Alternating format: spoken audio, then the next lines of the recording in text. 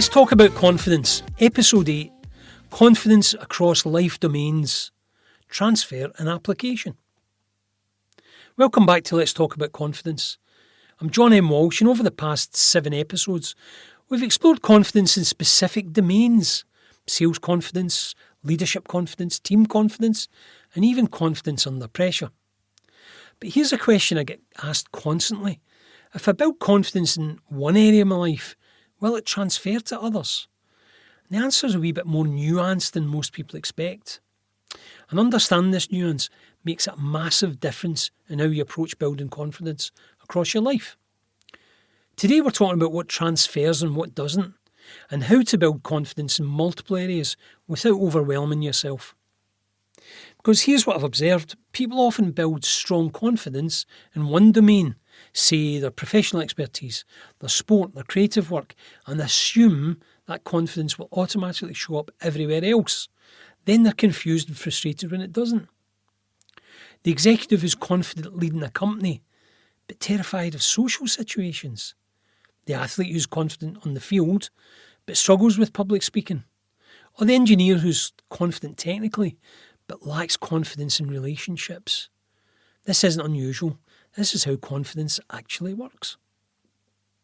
Let me tell you about Tom's story. Tom was a senior software engineer, 20 years in the field, deeply confident in his technical domain. Give him a complex system to architect, he'd handle it calmly. Ask him to debug production issues under pressure, he'd execute that flawlessly. Put him in front of a technical audience, he'd explain concepts clearly. Then his wife asked him to speak at her company's charity event. Not technical, just share their family story with volunteering. Just 5 minutes, informal audience. Tom froze, he couldn't do it. The confidence he had in technical contexts was completely absent, even though he'd spoke to multiple audiences before about his technical expertise. He was confused. I can present technical content to hundreds of people. Why can't I speak at a small charity event? And here's why. Technical present confidence and personal storytelling confidence are different domains. Tom had built one in the technical area, but not in the other. This pattern's universal. Over the years, I've seen the pattern thousands of times. It could be the surgeon that was confident in the operating theatre, terrified of public speaking. The teacher confident in the classroom, struggling with romantic relationships. The CEO who runs a 500-person company, but can't set boundaries with her teenage daughter. Every single person has domains where confidence is high and domains where confidence is low. And this isn't inconsistency, it's just how confidence actually works. Confidence is domain specific. So why is confidence domain specific? Let's look at the reasons. Reason 1, confidence is evidence-based. We've talked about this before. Tom had 20 years of evidence. I can explain technical concepts clearly. He'd absolutely zero evidence. I can share personal stories in a social setting. Different evidence bases, different confidence levels, and you can't transfer evidence from one domain to another. Reason 2 is different domains activate different threat responses. Technical presenting activates certain concerns. Will explain it clearly, can answer technical questions. Personal storytelling activates completely different concerns. Will people judge me personally? Will I be too emotional? Tom has evidence he can handle the first set of concerns, but no evidence for the second one. Reason 3, skills don't equal confidence. Tom has got strong presentation skills. He knows how to structure content, use slides, use PowerPoint, engage audiences. Those skills exist. But skills without domain-specific evidence don't produce confidence. You could teach someone every technical aspect of rock climbing. Would they feel confident in their first real climb? No. Confidence requires accumulated evidence through actual experience. Reason 4 is social context creates different pressures. In professional settings, Tom is an expert. His role provides authority and he's got expectations and they're clear. In personal storytelling, Tom is just Tom. There's no institutional authority. So there's a different level of vulnerability. Reason 5, stakes feel different. Tom can fail technically and it's professional, it's fixable. Personal storytelling feels like it exposes who he is. Failure feels more threatening to his identity. And the research is clear. Confidence is not a general personality trait. It's a collection of domain-specific beliefs built through domain-specific evidence. So let's look at what transfers and what doesn't. Confidence itself doesn't transfer across domains, but some things do. So what transfers is a thing called meta-knowledge. Tom knows from technical presenting that confidence comes from repetition. Early attempts feel awkward, progress is invisible at first, and the middle bit is brutal but necessary. That meta-knowledge transfers, that bit transfers. It prevents him from misinterpreting difficulty as evidence he can't do it. The confidence cycle transfers.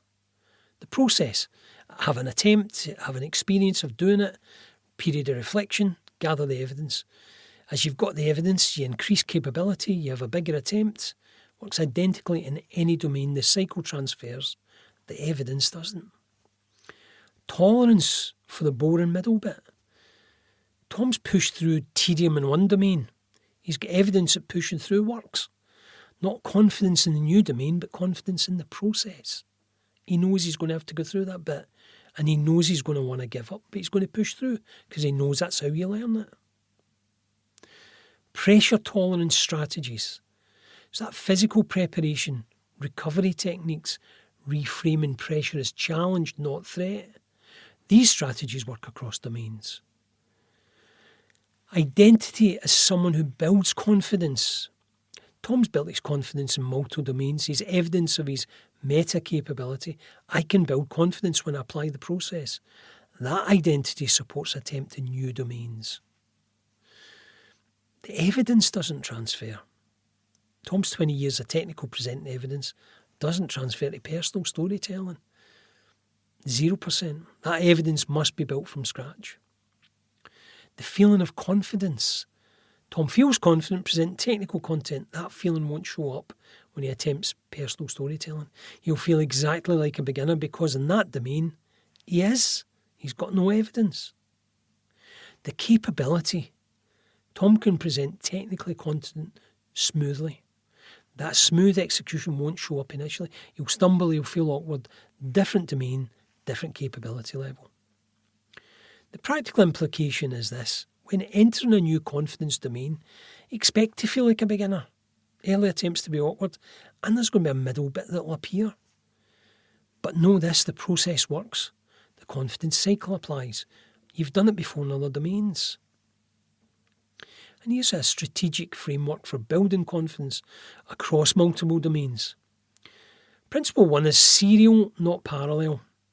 Most people try to build confidence in multiple domains simultaneously. Work confidence, social confidence, creative confidence, physical confidence, all at once. This usually fails. You're managing 4 boring middle bits simultaneously. A better approach is serial development. Pick one of the domains as your primary focus. Build your foundation confidence there first. Then add a second domain.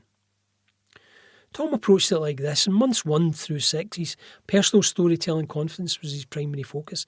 He had 10 attempts per month. So he was practicing it, talking in front of others, talking in front of family, but he was practicing it so he could see how he started, how he continued, and how he finished. Months 7 through 12, he added social confidence. So he'd do 5 personal storytelling attempts per month and 5 social confidence attempts per month. So he's building it and he's maintaining it. This prevents overwhelm while still progressing. Principle 2 is choose domains strategically. Don't pick domains randomly. Choose based on which domain would improve my life most right now. Which domain provides foundation for others you want to build later. And which domains are close enough that peripheral skills will transfer. Principle 3 is use the same process in every domain. The confidence cycle works identically across domains. Use it systematically in each one of them. Principle 4 is maintain while building. Once you've built foundation confidence in a domain, you don't need intense practice to maintain it. You need minimum viable practice. Tom's maintenance for technical presenting, he would do 1 presentation a month, probably down from weekly when he was building it. This maintains his neural pathways while freeing up capacity to build new domains. Principle 5 is leverage what transfers. Before his first personal storytelling attempt, Tom tells himself, I know the first attempts will be awkward. I've been through this before in technical presenting. It's not evidence I can't do it. It's evidence I'm building capability. That meta-knowledge makes the difficulty tolerable. Principle 6, track across domains. Keep separate evidence logs for each domain. This prevents confusion and maintains clarity. Based on working with thousands of people over the years, here are the 6 major life domains where most people want confidence. Professional domain, your work, your career, your technical expertise. Number 1. Number 2 is leadership domain, managing, influencing, delegating, handling conflict. Number 3 is your social domain, having conversations and relationships, networking. Number 4 is your creative domain. It could be expression or innovation or art or writing. And number 5 is physical domain. Your sport, fitness, physical challenges. With number 6, the personal domain, all about your values, difficult life decisions, your identity. And most people want confidence in 3 to 4 of these domains. Building all 6 to high levels just takes time, and that's fine. You don't need high confidence in all domains simultaneously. You need that strategic development over time. A realistic timeline for this would be foundation confidence 1 domain, somewhere around the 6-month mark. Foundation confidence in 3 domains might take you a bit longer, could be within a year, could be 2 years. Everybody's different, but it's the process is the same. Application level confidence, when you know it and you can execute it under pressure, that might take you a couple of years. Tom's got a 5-year plan. Year 1, he's going to do the personal storytelling confidence. He's going to build a foundation in that. Year 2, he's going for social confidence, and he's got personal storytelling, so he'll still doing it, but he'll be applying it as opposed to building it. Year 3, romantic confidence, building a foundation of that. Social confidence, again, he'll be applying, he'll still be keeping the neural pathways open. And then these years 4 to 5, he'll deepen application level confidence across all 3 domains.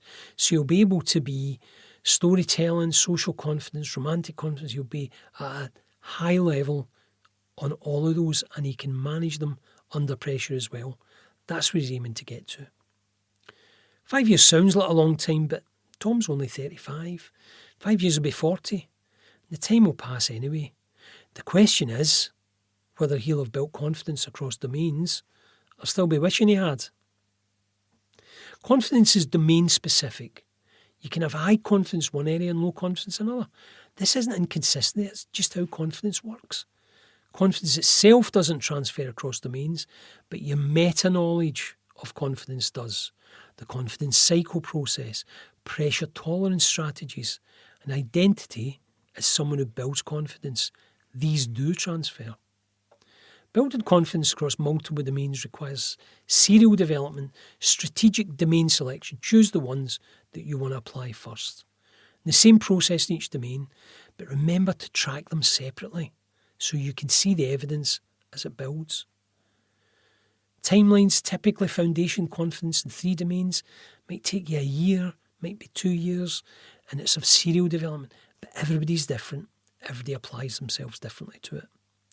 Again, this might seem long, but the alternative is wishing you had confidence without building it. Building confidence can take your entire life, but you'll get there. But you've got to start. So here's your challenge. Assess what domain do you want confidence in most? Which one have you already got? Which ones do you want to develop? And pick one. What one would most improve your life right now?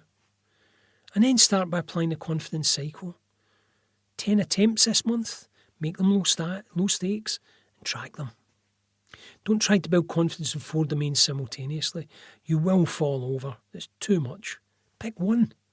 Build your foundation, then add another. In the next episode, our final episode, we're talking about what happens when confidence crashes. When you've built confidence and then something happens that undermines it. How to protect your confidence and how to rebuild it when it's damaged. That's what we'll talk about next time. But for now, remember this, confidence is domain specific. You can't borrow it from one domain to use in another, but you can use the same process to build it in any domain. One domain at a time, one attempt at a time, one piece of evidence at a time. That's how confidence is built across life domains. I'm John M. Walsh. This is Let's Talk About Confidence, and I'll see you in episode 9.